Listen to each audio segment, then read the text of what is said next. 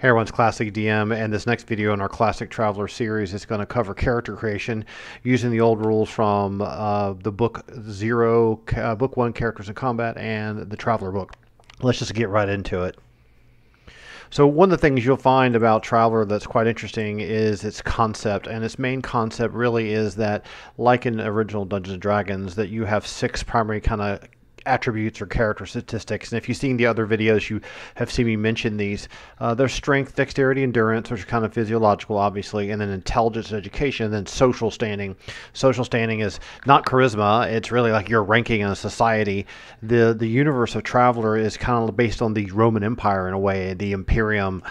There's other epochs and other time frames as well, but it kind of functions like the Roman Empire did, where news traveled only as fast as a man could ride a horse and carry a written message to someone. So in the Traveler universe, it takes about a week to jump from one place to another place, from one solar system to another solar system, or one sector to another sector, based upon the jump route, which is like interconnecting highways or pathways. And they're not always the same distance. One might go over a number of parsecs, and one just might go a short distance.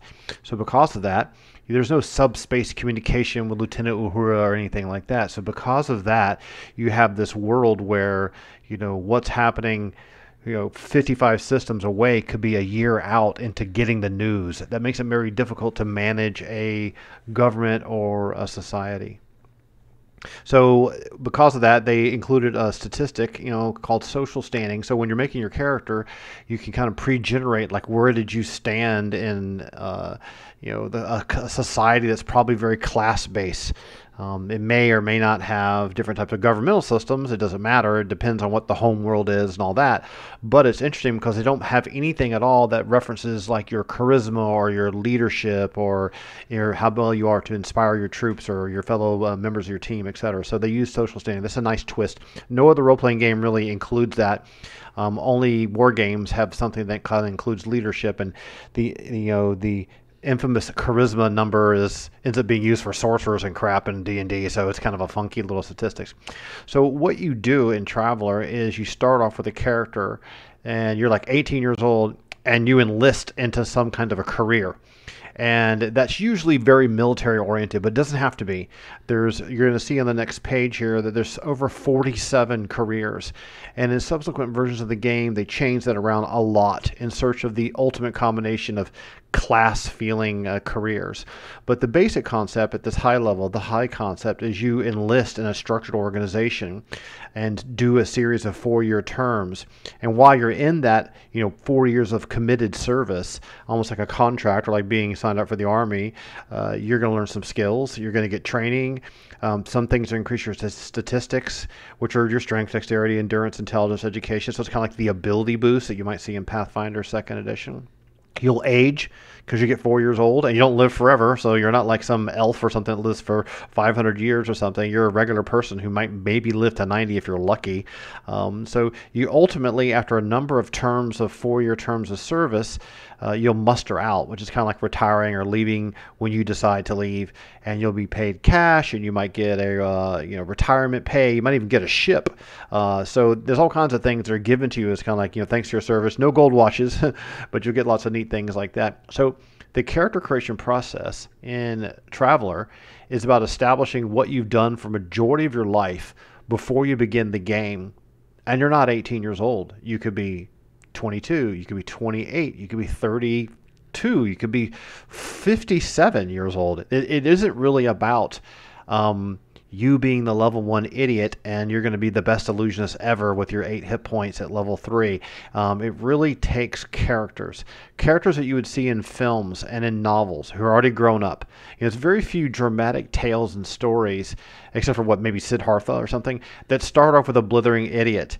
So Traveler kind of adopts this more mature perspective of you start your adventure as someone who knows what they're doing, is not a new kid on the block. Your journey is not about finding who you are, like in The Alchemist or something. So it's really kind of interesting. It's very different. You're kind of like a member of the Enterprise, or you're Ripley, or you're the Marshal from Outland, played by Sean Connery, and we'll talk about those characters later on. So with this type of system, I don't think there's a single ever RPG game that does it like this. And I haven't played all the systems. There's some really bizarre ones I've never played, like Exalted and stuff like that. I don't know how they handle it, but it's a very different idea. And I can almost imagine that when Mark Miller and friends were designing this game, and I believe they're in college or getting out of college, and they're growing up in a Cold War era after the Vietnam War. As young men from 1975, 77, 78, forming this small company in Bloomington, Illinois, that the world around them had a huge influence on them. They're seeing a world with an Arab-Israeli war and all the kind of things going on, and military and international politics resulted to action. There was as much, there was a lot more saber saddling going on, saber rattling, I should say, not raber saddling. So in essence, their character creation system was anchored in reality. It was anchored in the 70s. And it's kind of interesting because it's the only game that's ever really done that, unless it's a war game. So these decades of experience you'll see here in blue, this is what you walk away with. Your character has decades of experience, yet you're not a demigod. You're still a hero. Now, then we have this counterpoint. Now, the counterpoint is the infamous dying in character creation. It is a running joke in the tabletop gaming industry. The stories are true. Classic Traveler has a thing called a survivor role that determines if your character has a mishap and dies for each of their 4-year term of service. So if you were in the Army, or you chose to be a Navy guy or a flyer, or you're going to be a rogue or whatever, or a purser on a merchant line and just serve drinks to people in first class, it doesn't matter what your career is, you could die. And so it's kind of ridiculous rule. You can hear me laughing about it. You have like a die roll. You have to roll and beat like a saving throw every 4 years, or there's some kind of mishap. And they do include alternative rules with the same amount of real estate and the same amount of work how that talks about if you don't want to do this, you can make it an injury. So not only you could either die or maimed, right? Or you could be handicapped for life or lose an arm or have a amputation. So this did not bode well. This was not received well. Even in the very beginning reviews, a lot of people are like, this is ridiculous. So when they released the supplement, 1001 characters, it kind of fixed that. People didn't have to do that anymore. And then people start looking through the characters and say, hey, I want to play Luke Skywalker. And there's characters in there that just have Luke Skywalker's ridiculous demigod stats. So in 1977, it was considered kind of unnecessary. And we'll discuss how to remove this because it doesn't really add any value. It doesn't increase immersion. It doesn't make the game more fun. But the character creation process is really different. And it's really interesting. And you should give it a whirl, understanding that these two minor little bumps that are in here, there's another one later on I'll talk about, shouldn't get in the way of you having fun playing this game because it's a very cheap game to get into. So as we mentioned previously, strength, dexterity, endurance, and intelligence were on the right column here. They're the typical descriptions of what you would expect. If you're into tabletop role-playing games, you're watching my YouTube videos, you're probably not a guitar player, right? You're not looking for chord progressions. You're looking to hear what I have to say about Classic Traveler. So obviously these statistics, this is from a game that was released right after original D&D. They're pretty straightforward with the exception of the social standing that I described before. Education is another thing that's interesting. They have intelligence and education. So you can be extremely intelligent but never went to school. So that's kind of interesting. I know people in real life who are extremely intelligent and didn't really get a PhD or a doctorate, but boy, are they smart.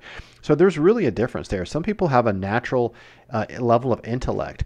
And if you don't refine that with education, the thing that's very funny is in the real world, we aren't educated in everything. We end up picking college degree programs, whether it's political science or archaeology or medicine or whatever it is, or business administration or whatever you get your degree in. We try to focus on things. And one thing about their character creation system is they don't expand upon this too much. In some of the career paths, in some of the supplements, they do have an extensive educational program that you can do before you roll the character up, but it's very complicated and there's not enough time to talk about that in this video. So you'll discover that on your own if you ever actually get that far. Let's go back to the actual UPP, which you've heard me mention in the wounding video. This is the hexadecimal notation system for the universal personality profile. So instead of saying strength, dexterity, wisdom, charisma, and all that kind of crap, and having a character sheet with all that stuff written out, they just write out characters like 7A, 8, 7B, 5. So right off the bat, you memorize the order that these characteristics are in. And when you say A is the second number, you know it's dexterity. When you see 5 as the last number, you know that's social standing. So if you look below captain and trooper, you can take a quick glance and learn quite quickly that trooper has really crappy endurance compared to the captain's 8. Our trooper only has 4. But in hexadecimal notation, because the numbers are side by side, anything that's double digits, meaning anything above 10, pretty much going up to 15, which is the highest number you'll have. There's no 20s or 18s, 37s or anything like that. Or there's no 100s or 99s or anything like that. There's no, it's always from 1 to 15. Anything from 10 or higher is notated by a capital letter. A, B, C, D, E, F, G, H. Excuse me, A, B, C, D, E, F. There's no, sorry, I was thinking about guitars. So let's move on from there. I think you get a good snapshot of that. So where is these things? Well, here's the problem. As the game was evolving, it started off with the core book, Characters in Combat Book 1, which had Navy, Marines, Army, Scout, Merchant, and Other. And Other was kind of like, criminal life or underground or pool players or whatever else you wanted to have, thieves. Kind of broad. The first set of rules, very broad. 3 little booklets, broad rules for starships, broad rules for animal encounters, broad rules for combat. A good start, a better start than original D&D. And then from there they realized, like, you know what, we need to make more books. Book 4, well, let's take Army and Marine, right, and break that down into infantry, cavalry, artillery, and support, or infantry supporting commando. Right? So now you take what was just, Army and Marine, which is the second 2 entries from the core book, and you expand on them. And then you go, you know what, that's a pretty good idea. Let's do the same thing with the Navy. So then you release book 5, High Guard, which in essence talks about the Imperial Navy, or a Navy that's based on the subsector, or a Navy that only handles planetary areas, or a support group of the Navy, which has branches of flight, engineering, medical, gunnery, and technical services. So you can see it gets very Department of Defense feeling right away, very much based on American military branches and structures. And then they have things like Scout. As you can see from the original list, Navy, Marine, Army. Guess the next one on the list is Scout, right? So they go through and make these career choices of becoming a survey scout or a communication scout, someone who focuses on exploration, someone who focuses on administration, operations, technical, and detached. And it may sound boring, like, why would I want to play a scout administrator? Am I going to sit in an office and check people's timesheets? There's more to it than that. You may learn skills that come in handy when you are doing adventures that do have you interacting with people. The game is not Diablo. The majority of the time is spent traveling across the universe, explore, always going into dungeons, okay? The goal of the game isn't always to wipe out and kill your enemy. A lot of adventures, like, we've got to get the ship way across this other part of the world and escort someone safely and then get paid by someone, and we're betrayed and we get in prison. We've got to work our way out of prison and appear in a court of law to prevent from being executed because one of us has blonde hair. I mean, there's all kinds of bizarre stories that can happen. It's like Star Trek. It really is like those 79 episodes of Star Trek. It can be very, very different. Someone who is in the administration office of the Scout Services can weasel their way through all kinds of things. So at first glance, don't think with brute strength, man. Don't think you're playing a barbarian. You're playing a real character in a real, actual fictional drama that's being played in real time. So, of course, from there, we see the next one was what? Navy, Marines, Army, Scout, Merchant. So guess what the next little black book was? Book 7, Merchant Prince. So Merchant Prince talks about large commercial shipping lines, meaning they do things, they take passengers, like in, Multipass, The Fifth Element, right? So you have pursers, sales, engineering, deck, administration, and free traders. These are for mega corporations, which are huge, massive companies. Kind of like the United States of America, we'd have like Microsoft Corporation. They probably be considered mega corporation, and Google will be considered a mega corporation, maybe even Facebook. I wouldn't say so, but So then you have these sector-wide lines, subsector-wide lines, interface lines. You can see they're kind of leaning on some of these ideas that you saw with the Navy, subsector Navy and planetary Navy, Imperial Navy. So you have sector-wide lines, which is kind of like, Delta Airlines. We fly intercontinental flights, and then you have like, I don't know, Arizona Airlines only flies in the Midwest of the United States, or Alaska Air. So that's what they're trying to capture. They're trying to capture space travel and using ships, paying for the ships, doing the fuel, buying low, selling high, trade, commerce, all that stuff, and all the fun stuff that goes along with that. Almost like Trade Wars, all the civilization style gameplay that happens, all the interactivity is, there's rules for that. And you can create a character that has been, a deck engineer in a large and small mega corporation on a certain style ship, that one day when you're playing the game, that comes tremendously in handy no matter what your adventure is. And lastly, they decided that, we're going to have to kind of create some civilian careers that kind of catch the other category.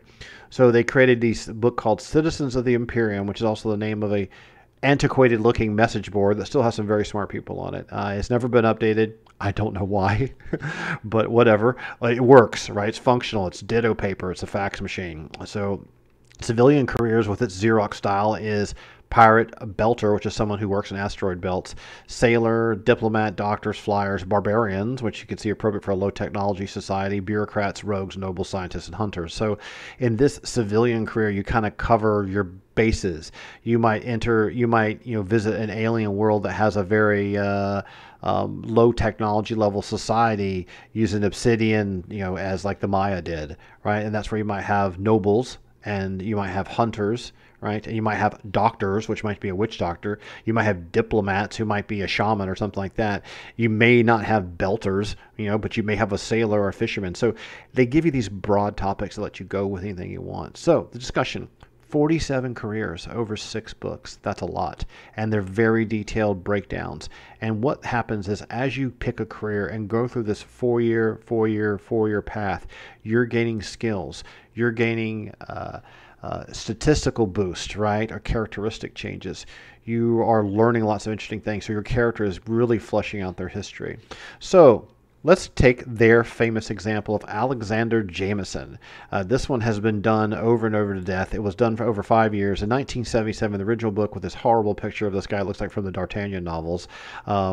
Nasty looking sketch. The bottom one done by Dietrich is much cooler, more science fiction, and have a Jeff D kind of style to it, more comic book style. But this example character creation starts off with enlisting. And we're just going to use this example, which was only done for the first book. And remember, the first book only had Navy, Marines, Army, Scouts, Merchants, and other. And if you're peeking ahead, you can see this prior service table that I put here in the middle. So what we're going to do is look at this verbatim, and we're going to make the quotations, and we're going to discuss it in detail. Because the way it's presented in Characters in Combat book and the way it's presented in the Traveler book is in paragraph prose format with indented paragraphs.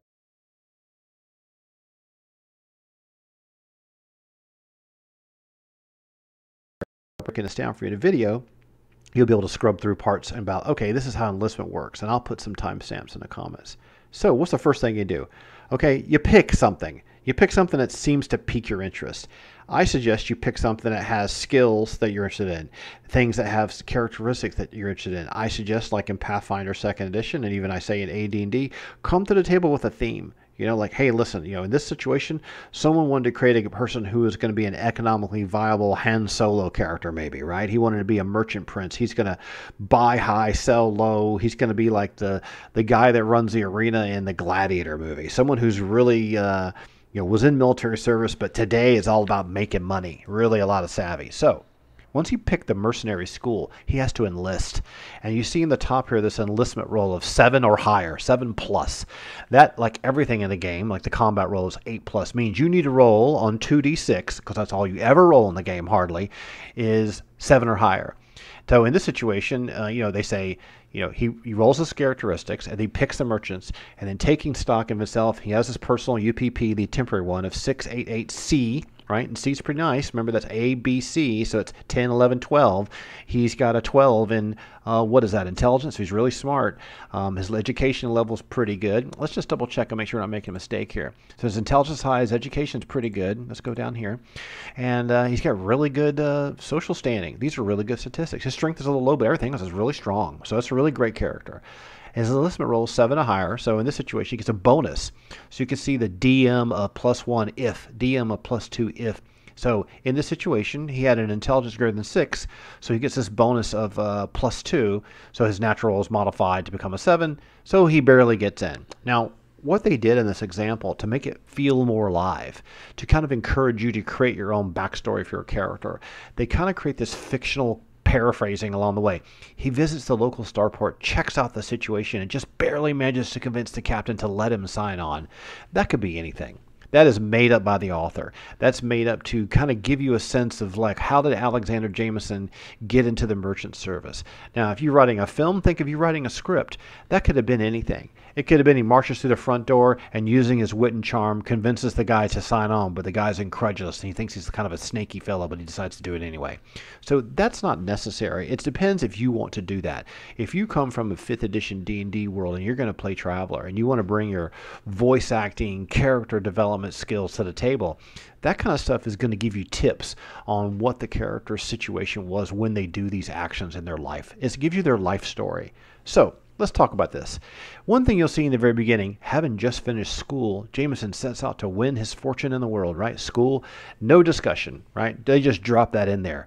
Assume you're educated and literate with no formative background. Now, of course, if you start a character from a world with a low technology level, you may not be highly educated. There may be limits to some of your statistics if you started your character in a low gravity world or things like that, or a heavy gravity world or a water world or what have you. So those details will come later as you start reading through world generation, how the worlds work. But for now, just assume that you're a regular Joe or girl, right? And you decide that you wanted to do this merchant. Now, he failed this role, right? If you had failed this role to enlist, the enlistment role, you get drafted. And in the original rules, you basically rolled see this line that says draft? I'll just see if I move my mouse here so you can see it. See this draft line here? You'd roll a 1d6 and say you rolled a 3, he'd be stuck in the army. So this is kind of interesting. This is something, like I said before, the system kind of leads on this old school idea that random numbers create interesting character options we can't possibly imagine on our own. I'll discuss an alternative character creation method on that's a little bit more modern, but who knew the far future was so militant? If you can't get what you want, they're going to put you in something, right? There's no choices. There's no venturing out on your own and getting killed in an alleyway. There's nothing like that like in D&D and the city-state of the Invincible Overlord. You are going to serve in military service. That's why they do it in Germany and France, other countries. So that's the enlistment phase. Once you're past this, things start getting more fun and more interesting. You have these three kind of things that happen right off the bat. A survivor role, a commission, which only can ever happen once, which means turning from yourself from a non-commissioned officer into an officer, and then enlistment, re-enlistment.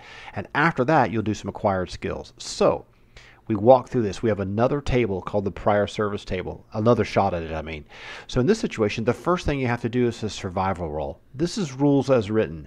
Later on in the video, I talk about how you can completely ignore this. It doesn't add any value to anything. But if you're hardcore and you want it there, then you can keep this. Go right ahead. What it basically is trying to imply that you might have gotten killed. They even offer an alternate rule, as I said earlier, that you get injured, a severe injury. Every term of service, every 4 years, you have to do a survival roll. The survival roll is 5 or higher on 2d6. Remember, on 2d6, the average number is 7. If you don't have high intelligence and you're in the merchants, you might fail that roll and you could die. Okay, so we'll just move on from there. We'll talk about that in more detail later. The next one is the commission roll. The commission roll only ever happens once if you succeed in it. It's basically an attempt for you to be promoted into the rank of an officer. So in this situation, the required role in the merchant, you'll see here, right down here, is the commission requires a 4 or higher. Our character, Alexander Jameson, has a intelligence of, he gets a die modifier 1 because his intelligence is high. So he gets promoted into a 4th officer. And down below in this table of ranks, you can see another column, your first rank ever you get is called 4th officer in the merchants. If he was a scout, there is no rank. If he was a thief or a mafioso, there's no rank. If he's in the Marines, he'd be a lieutenant. So your very first rank is kind of an abstract. There's no first lieutenant, second lieutenant.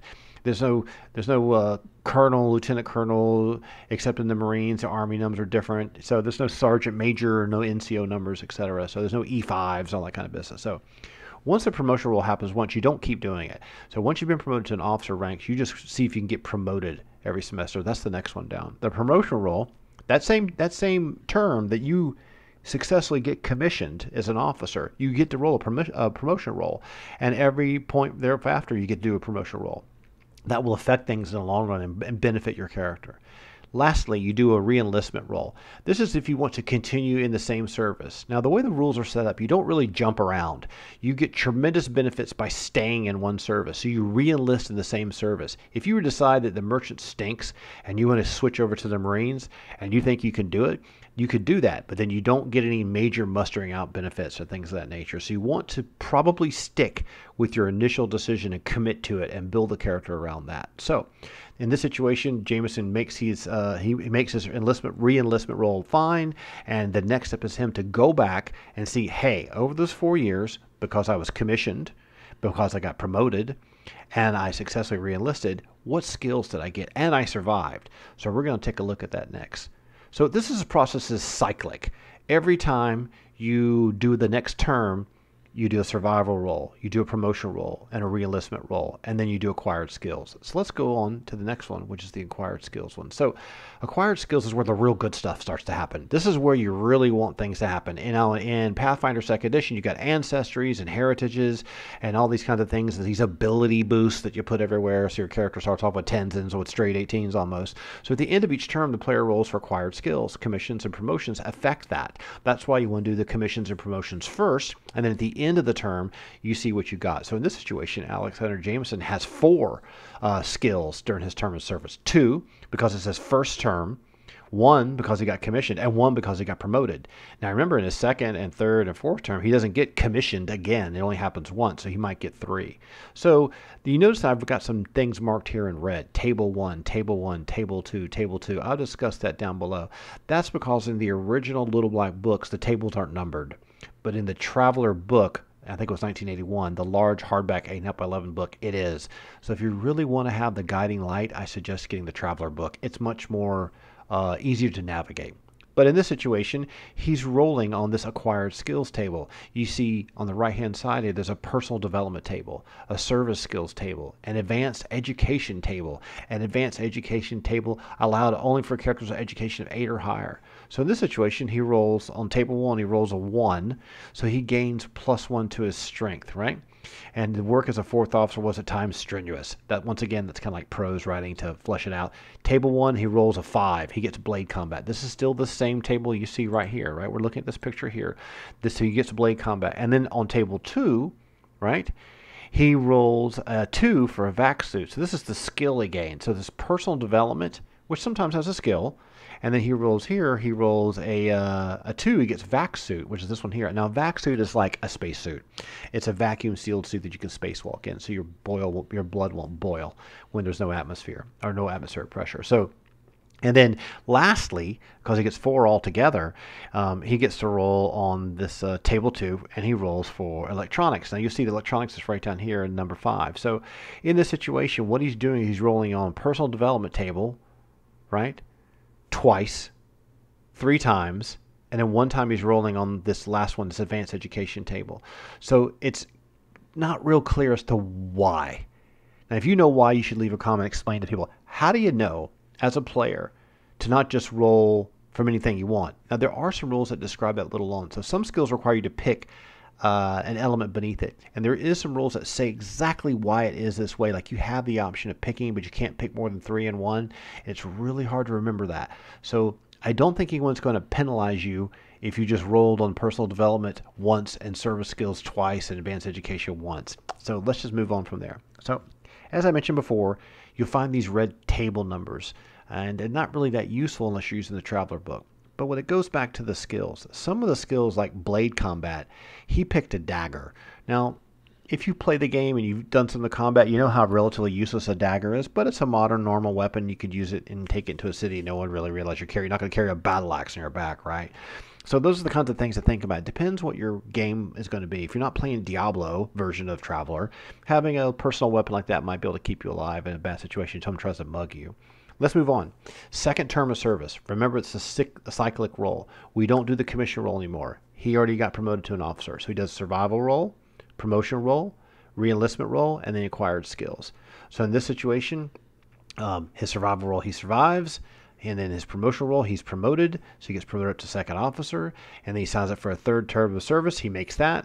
And he gets 2 skills, 1 for the service and 1 for the promotion. So he only gets 2 this time. Maybe he got 4 the first time. The first time he got 2 because it's his first term of service. So that goes away. So he basically only gets 2. 1 for obtaining a commission, 1 for being promoted. In this situation, he gets 1 for just having the term of service and 1 for being promoted.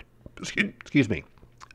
And so what he needs to do is roll on table 1. So he rolls over here and he gets a bonus to his endurance, and he learns how to better defend himself with gun combat. So this is this table back over here. So he gets +1 to endurance, and he gets another one on, what is it that he's listed here? Rolls a 4 for gun combat. So he rolls 1, 2, 3, 4 on the 2nd table. So he rolls once on personal development and once on the service skills table. All right, let's move on from there. So then you got 3rd, 4th, and 5th term of service. So this one we're going to we'll speed it up a little bit. So you go through the same process and you pick up new skills. He picks up electronics. He survives. He gets in a boost to his intelligence. All these types of things happen. At the very end, he survived everything, but then he fails to reenlist. So he ends up having a situation where he fails the reenlistment throw.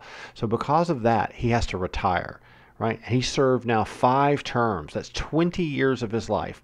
He's eligible to retire. There's a thing that says how much retirement pay you get. So he gets 4,000 credits per year. His service entitles him to 2 final skills. From Table 4, Roll 5, he rolls pilot. He studies to improve his piloting skills. On Table 3, he rolls electronics. Let's go back to look at that. So in this situation, you can see the electronic. And the pilot one is way down here in advanced educational. It's only for your education levels 8 or higher. So this is something that's not totally well explained. Maybe you can find the answer to that and let other people know, because that part's a little confusing. Why suddenly at the end is he rolling on this advanced education table? It doesn't make a lot of sense. Why did you not roll on the advanced education table before? Because here you have streetwise, mechanical, electronic, navigation, gunnery, medical. But here electronic is a different position. And if you go back in time a little bit, you'll see that he rolls and gets an electronic value to pick that up as a skill. And it's from this third table here. So that kind of stuff, those are the kind of little details that make creating a character in Traveler, if you haven't done it like 4 times, you're kind of like, wait a minute, how do I know what table to use? So if you muddle through it and get it wrong, don't get upset. You'll figure it out over time. Even I don't play Traveler every weekend, have a tough time sometimes going back in time and remember how some of this stuff works. So there's a point I want to make here in our discussion section.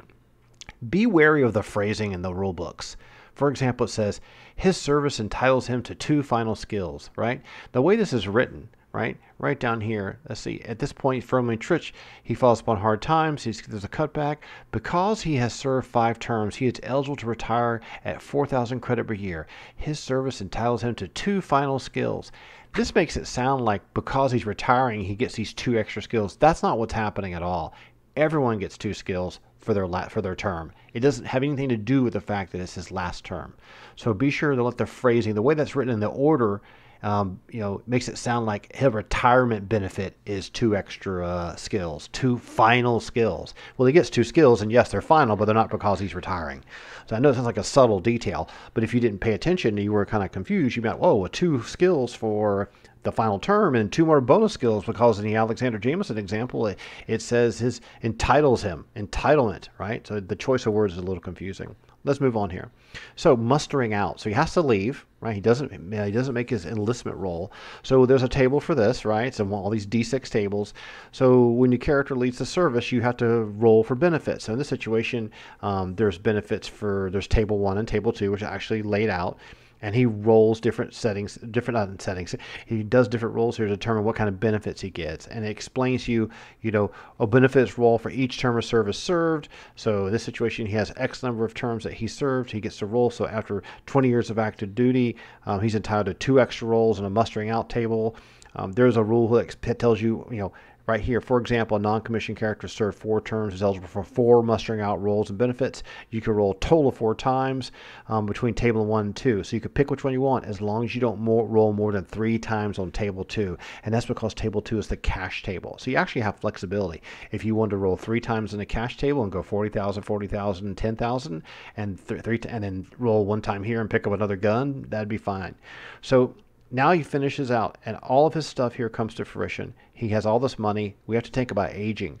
So, but how many years of terms of service he has? He's now 38 years old.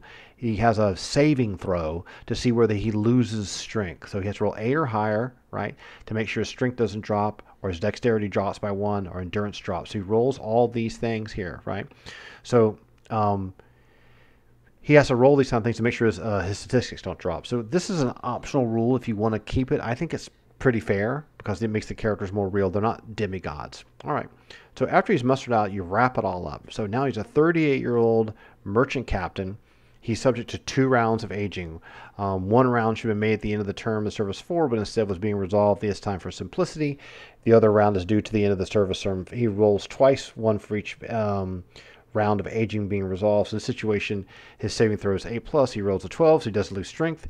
Rolls for dexterity. He rolls a low number of 6. He loses the point of dexterity, go from 8 to 7. And twice for endurance and saving throw is 8 plus. He rolls a 9, 11. So he only has one of his statistics reduced, but you could have had that happen 4 times. So with his mustering out benefits, he ended up having a Type A merchant ship, which is the famous Beowulf class free trader. The Mayday, this is the free trader Beowulf, asking for help on the original box set. That's the little message on there to capture the theme of the game world, right? It's like the Kobayashi Maru moment. He has a middle passage, which is kind of like a ticket. A middle passage means you can travel from one place to another. Think of it as a first class ticket on an airplane to go from here to Moscow, or from here to Germany, or here to England, or to America, or Australia, New Zealand, whatever you want to do. It's like a big fancy trip that might cost you $12,000, right? He has retirement income of 4,000 credits per year, and he's received a bunch of cash payments, and he's got a balance of 24,000 credits. And then he has some skills. So you end up with Dagger 1, Cutlass 1, Vac Suit 1, Pilot 2, so he's a good pilot, Body Pistol 1, Submachine Gun 1, 3 levels of electronics. So if something goes wrong with the electronics on that ship, he could fix it. And this Type A merchant ship, which 10 years of payments remaining he has to pay for. Now you say to yourself, 10 years of payments, what is this, an auto loan? Yeah, the game considers the economics of things. You've got to pay to maintain your ship. It's not like a free car in the driveway. You just drive it and it has infinite gas in it. You have to take care of all those kinds of things. So let's summarize with some of our discussions about rules. So one of the core concepts of Traveler is that players have no imagination. To help stoke that imagination, the game provides this dice throw reliant process of randomly generating the character's life, right? In the modern day, this is unheard of. You don't buy a brand new RPG game and have a bunch of random tables. Oh yes, your name is Tebow, the overweight halfling who has one eye, maimed in the leg, is very dumb, is considered a low in the totem pole, and is a really crappy cleric with 9 wisdom. That just doesn't happen. Everything's fantastical and heroic and Magic the Gathering, right? But in the modern day, this is unheard of. So Traveler's not about that. It's a little bit different. It's gritty. It's more about real characters, like we see a picture of Sean Connery and Ripley. People in clothing, not running around in battle armor like Space Marines or Space Wolves, right? They're not chosen from Warhammer. They're not playing White Lions. So the game is about playing normal, smart people surviving in a universe where mankind conquered the stars. Why? Because the game challenges you to actually think and make decisions about a singular character, not a panzer division, and not a superhero. You're not playing Batman. So remember that when you're rolling characters, think of these 2 iconic heroic characters from these 2 films. Think of Maximus in Gladiator, right? He's pretty amazing. He's not invulnerable, but he's pretty much he's an amazing character. So your heroic characters are not Drizzt Do'Urdens, right? They're not Frodo, they're not Gandalf, they're not Strider, they're not these fantastical characters. They're more like these normal characters you see in film or in science fiction books. Almost done here. So the last one here is the survival role rule. You don't need it. Just don't do it. It doesn't affect anything. Just don't do it. Just skip it. You don't need to roll it. You don't need to make any special rolls. You don't need to have die modifiers. It doesn't disrupt the game balance at all if you pass it. It's like saying, okay, I'm going to give you a pass here. You automatically pass all your survival rolls. Now, if you want to make it fun for yourself and you want to do that every time, you could do it, but they're pretty aggressive. They're pretty nasty. Your odds are you're going to die. I hate to have a character you're creating, you spend all this time, 5 terms of service, 20 years of your career, and you die in the last week, right? So enlistment equals yes. Another rule you could probably do and has really no value is this failure of enlistment. And here's why. In the beginning, if you failed to enlist in what you wanted to sign up for, you were drafted. And they only had a table that had 1 to 6 numbers. Well, there's 47 careers now. So just skip all that. Just pick your career path. Assume they want to bring you on board, right? And you just start going through the whole process and see if you get commissioned. Your statistics, your characteristics, they'll determine whether you get the commission. You'll determine whether you get the promotion and whether you re-enlist and whether you acquire skills. All that stuff will happen to you based on what your character's characteristics are. So just ignore that. Assume you get yes on enlist and no on survival. So survival role, no, you don't do it. Enlist, yes, I do it. Now, I'm not saying survival, no, you died. I'm saying don't do the role, right? Lastly, combat, gun combat. you'll find that over the course of the game, they have these very, very, very basic gun combat, and they're very World War II, Cold War era oriented. They're like submachine gun, assault rifle, bolt action rifle. There's no rail guns or plasma plasma rifles or anything with the weapons you see in Aliens. There's shotguns, but they're not really detailed what kind of shotguns. There's no grenade launchers and things like that. So as long as you create weapons that stay within the same damage range of the typical firearms, which are mostly 3D damage numbers, it'll balance out just fine. So just use the ballistic numbers, and maybe find the range values that are a little bit better. If you got some kind of rail gun, it's probably gonna have the same range as a rifle, right? If you got some kind of automatic bolter, is probably going to be short range like a submachine gun. If you got something like the Phase Watt plasma rifle from the Terminator, it might be the same as an assault rifle, or the weapon that Ripley uses. You could probably use your imagination and imagine how that works. So you can add those kind of weapons, and every other tabletop RPG has tons and tons and tons of really cool, amazing weapon designs and ideas and pictures. Integrate those into the game. But if you want to keep it simple, just use the values from some of the ballistic weapons. If you want to put a little 3D +1, you could do that, but you do run the risk of making things too powerful. So remember, the goal of the game, it's not a Diablo-oriented game. The game is about exploring the universe, having these characters, having all this really interesting fiction. Give it a whirl, because it is not like any other RPG you've ever played, which is what inspired me to make this whole series in the first place, because I was actually getting a little tired of playing demigod games. So that's pretty much it. This is me. I've got a website. If you want to support me on Patreon, that's fine. It's not intentional. I'm not monetizing these traveler videos. I probably will remove monetization from some of my other videos on YouTube as well. And I hope you enjoyed this series. If you ever have any questions or comments, feel free to ask, and feel free to share this with any of your traveler friends. It would be really nice to have some of the very hardcore, much more experienced traveler players be able to see the corrections and make a couple of comments on here to correct the rules as written part, and give me their opinion on what their house rules are that they've changed over the years. But the core universe is there. There is so much. There's so many adventures. There's so many planets. There's ships. There's all kinds of neat patrons. Tons of NPCs. It is a ready-to-go universe. It's really amazing. And then you can look at all the Judges Guild adventures, all the modules, all the FASA stuff. So that's pretty much how you need to get started. You understand the combat system from the previous video. You understand wounds work from the previous video. Now you know how to roll up a character. Now you can start thinking, wow, this is pretty cool. I want to do an adventure. So our next video series, we'll probably take a look at a typical adventure and let you see how some of the animal encounters work out for aliens and the nastiness you might encounter in violent situations. That's it from me. Take care, and we'll talk to you again really soon. And be safe out there, because it's still COVID-19 world. Take care. Bye-bye.